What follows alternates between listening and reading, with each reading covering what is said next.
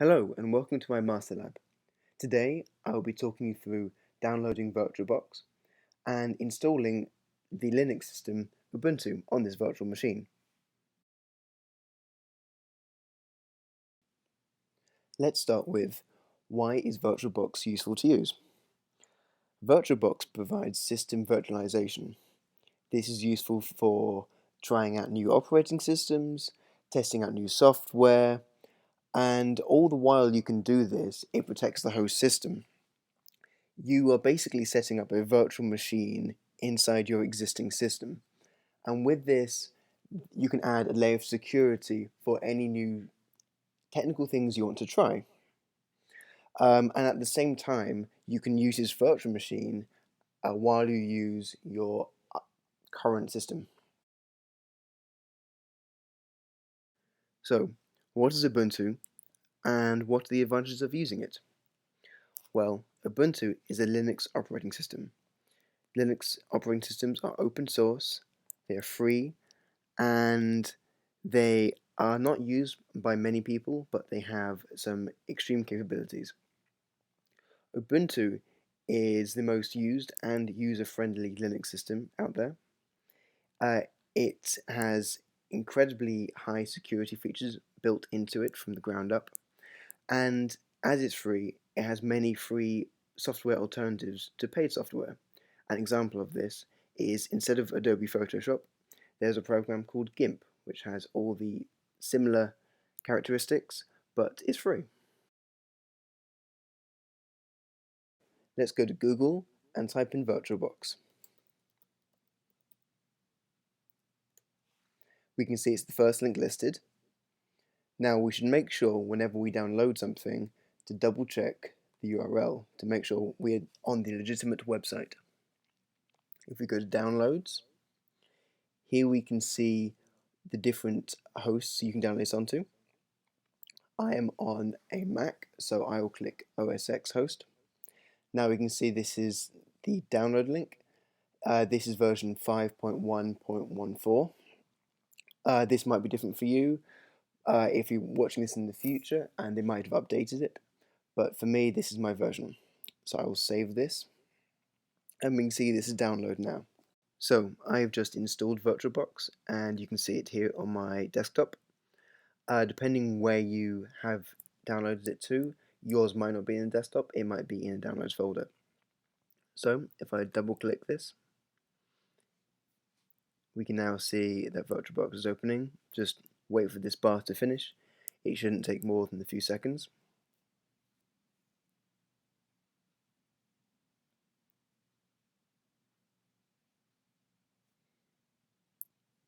And now we can see that the package has been opened and it is asking me to move it into my application folder. For now, I will just double click this to install, and we can see the installer has opened up on my dock. Now that the package has been verified, it is going to run, so click continue, and we're now welcomed to Oracle VM VirtualBox for Mac OS X. So if we continue, it'll tell you it's going to take up 177.4 megabytes of space. For you, it may be different depending on your version. I'm just going to install it and type in my password. And I'm going to click install. This is pretty quick, so it shouldn't take too long. And there we go, installed.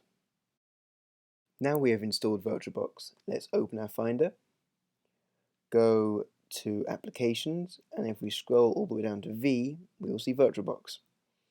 So if we double click to open this, and it'll open right up, we can see VirtualBox opens up. Currently, I have 4 machines, and I will be creating a new machine for this tutorial. To create a new machine, I will download Ubuntu from the Ubuntu website. So that's what we'll do now. Back to Google, where we will type in Ubuntu. and here we can see the Ubuntu website is the first link. If we look in the top right hand corner, we can see download, and in the drop down menu, desktop, because we'll be downloading the desktop version rather than the mobile version. We can see the version is 16.4.2. This is the latest version, and here we can see the listed requirements for the system. It's very important to look at these requirements because when we set up our VirtualBox later, we will need to meet these requirements to get the best experience possible. So if we click download, they will take you through finding what's best for you, or we can just go straight to the download. Download starts automatically, and let's save this to my desktop and save. So we can see this downloading now. It's 1.4 gigs, so it might take a while, so we'll pick this back up when it is downloaded. And now we're back, and you can see Ubuntu has finished downloading. We're not going to click this download. What we're going to do is we'll minimize this, looking at Finder for VirtualBox, which is under Applications, and we'll scroll down, open VirtualBox, and what we'll do is we'll click New. So we're going to be creating a new machine, so I'll call this Ubuntu ISOM 424. This is indeed a Linux system, and we are going to be using Ubuntu 64-bit, so make sure that's all correct. And click Continue. Here we'll be selecting the memory size. You'll remember that in the recommended allowance it said 2 gigs, so I'm going to make sure to give it at least 2 gigs, so I'm going to say 2.5 to be safe. That should be plenty. I'm going to make sure I create a virtual hard disk. I'm not going to be adding a disk. I'm not going to be using a existing disk.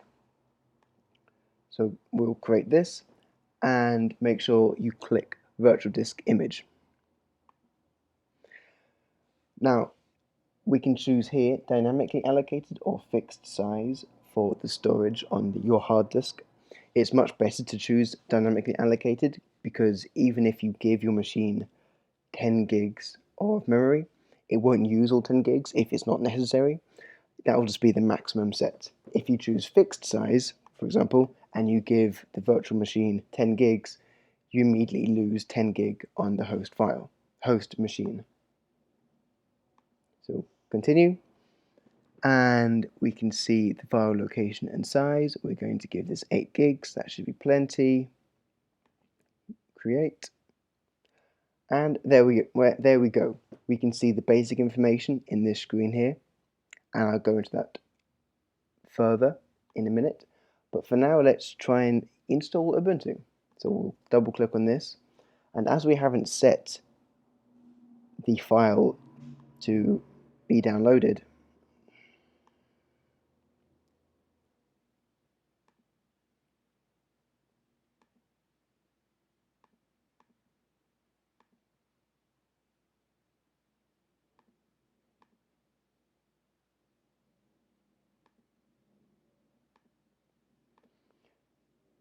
three, two, one.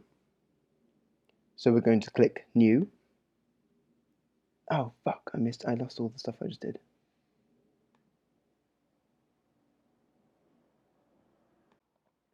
So a few minutes later, Ubuntu is now downloaded, and we can see it down here.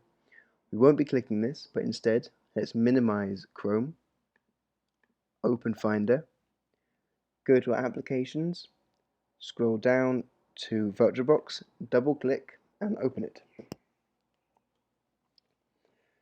So, like I said, these are my previous machines I have created, but for this, let's create a new machine. Let's call it ISOM 424.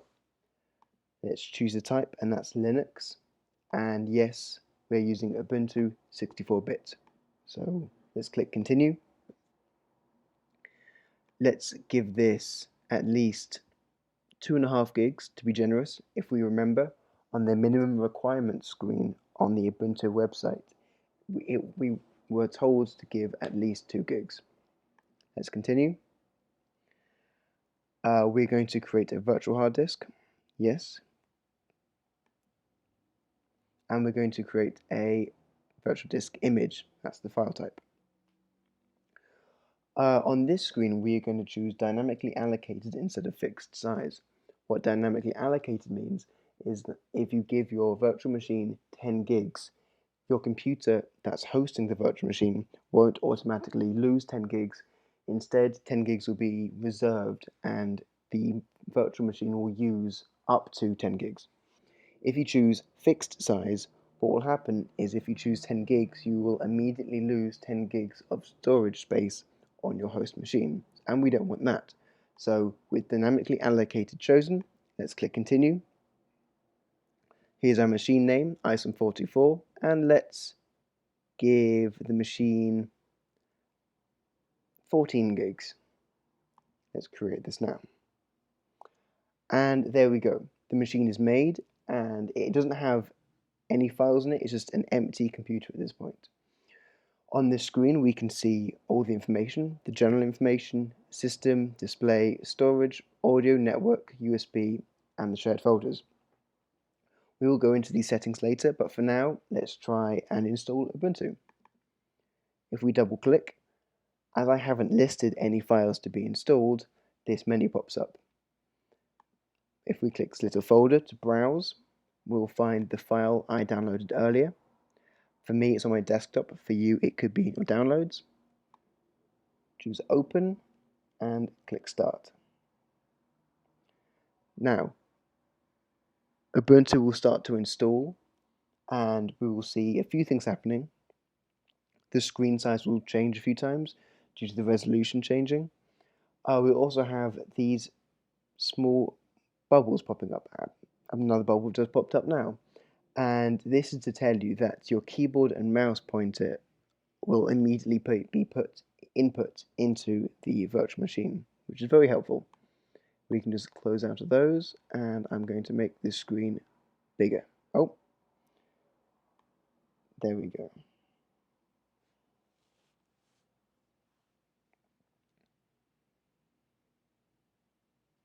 And now we have Ubuntu in its setting up stage.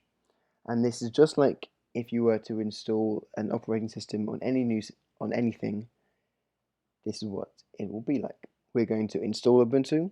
We could try it, but as we have a virtual machine set up, we can just go ahead and install. For the sake of speed, we're not going to download the updates while installing. We are just going to immediately continue. For this option, we will choose Erase Disk and install Ubuntu. Don't be scared of seeing Erase Disk. This is the virtual disk it is talking about, so it is safe to choose. And there's nothing on there as we haven't put anything on there. We will click Continue.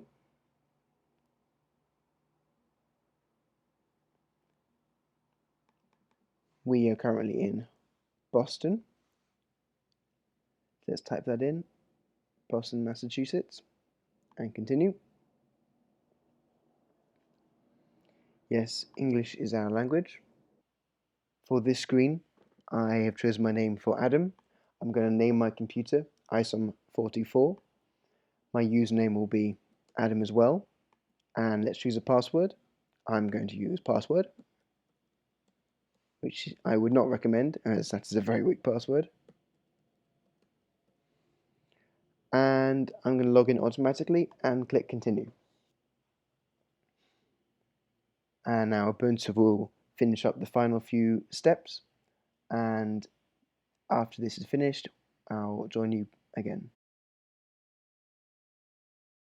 So now Ubuntu is finished installing, we arrive in the desktop environment.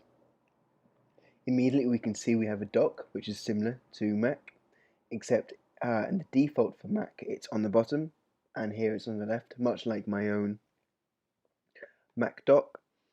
And along the top, again similar to the Mac operating system OS X, we can see we have the time, volume, battery, language, and connectivity. Talking about connectivity, one of the benefits of using VirtualBox to test new operating systems and new machines is that it handles all the back end of the networking. As long as the host machine has network connection, so will your VirtualBox. So if I open up Firefox, which comes installed as default, we will be able to see that I have a network connection.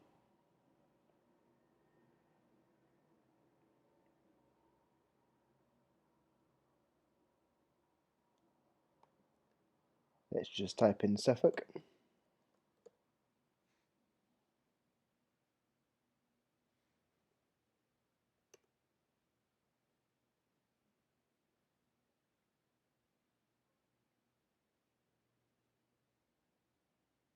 And it feels like my machine is running a little slow. So I might want to edit some things in the settings.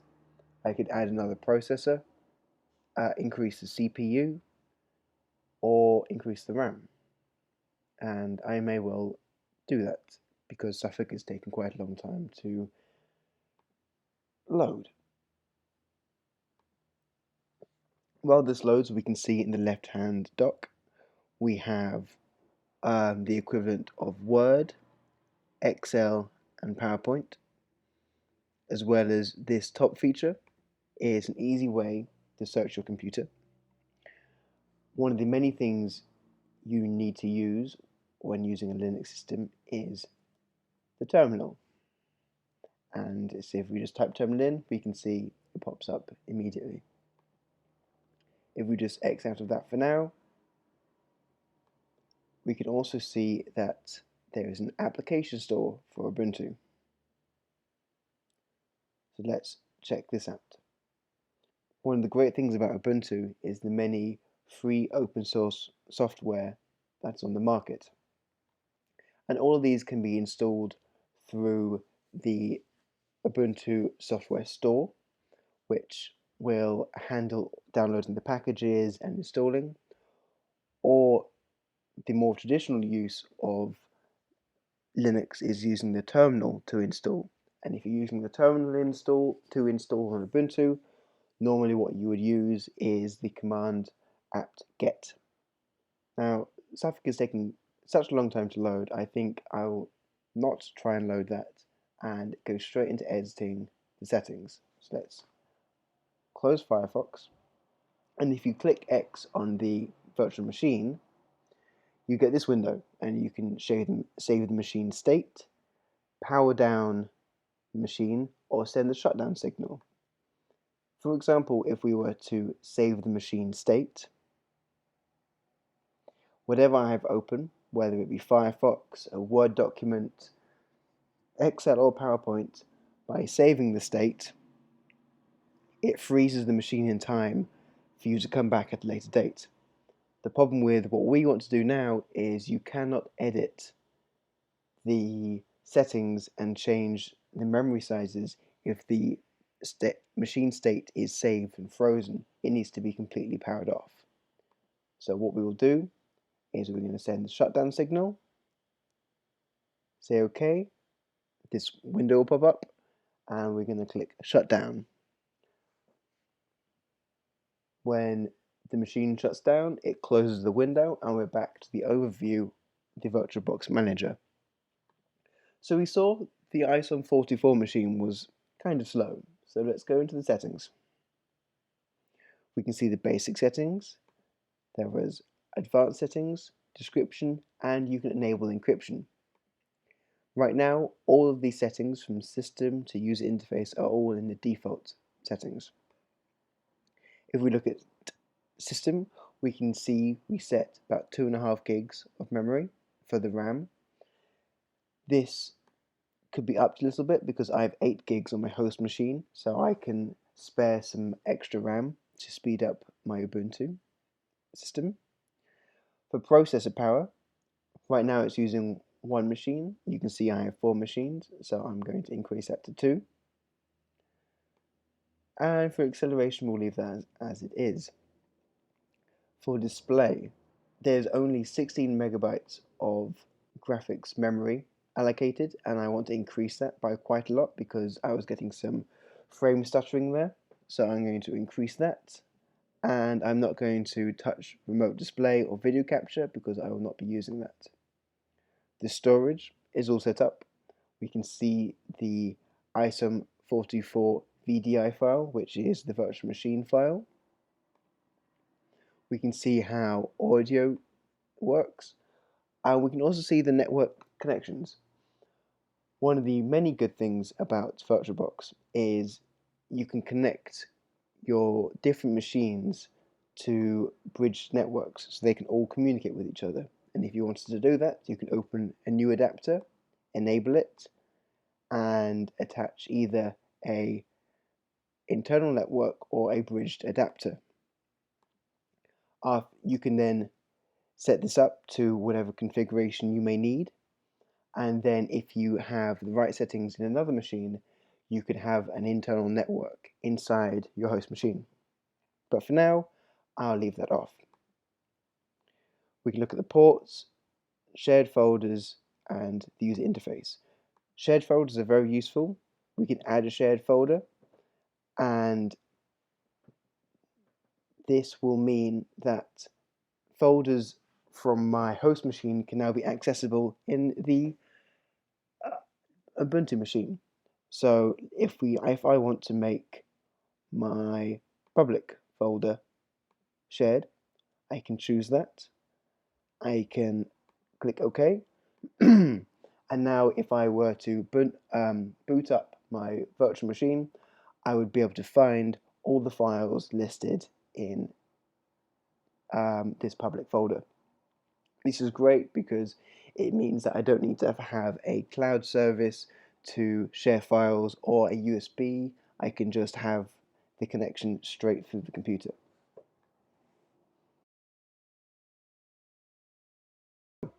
Thank you for watching my Master Lab. I hope this has been informative. As a brief overview, we have covered installing VirtualBox and then using VirtualBox to install an Ubuntu desktop environment. These are both very beneficial tools, and I recommend utilizing them to get the most out of your computer.